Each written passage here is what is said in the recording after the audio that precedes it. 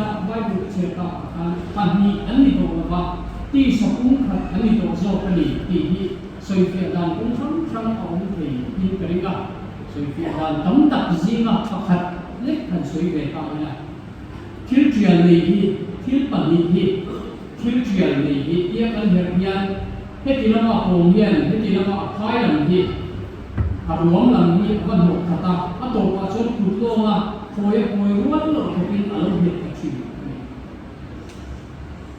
amma chon pani ani ma se kanan her me lu a chuan alo in bel bom ta a khoi chua mai ruan lo hin alo hit ka chi ani hei hi bible pani ani to ma ti sapung khat ani to so ani ti asoi ti a ruzi pakhat ani ho le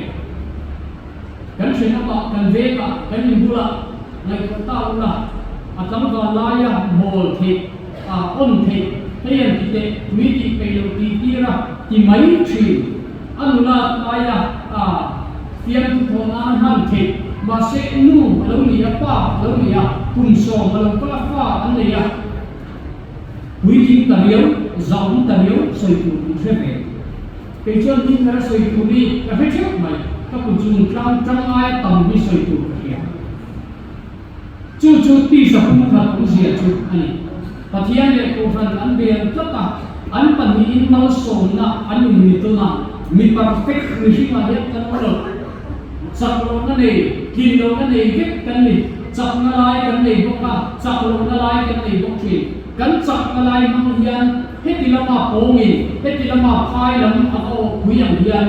nupa kanin ni ton na hian kan chak mangin kan popui chak lo kha kan dong ka ma kan chom do la kanin ti fam kim to na ani point chu tiang che chuan min ti fam ki ma ti chuan ti sapung khat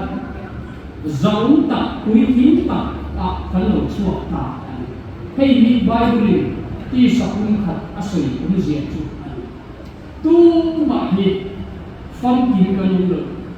tu mali mu siddi tu kan lo kan ko pui te ni chaplo na nei alo ni mai the mu sid mai tu le lo ke voin theng hian kum som ni kan nei to a ko pui hian chaplo na ala na le ni chuan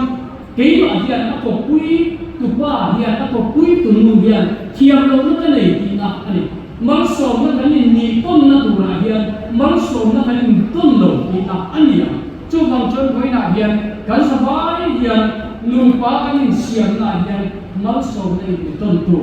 in ti phong ping ton tu in chom do ton tu kan ni ne ti hi kan na ti ni hang hian i lo the thar ya u pathian ni kan sei kan so se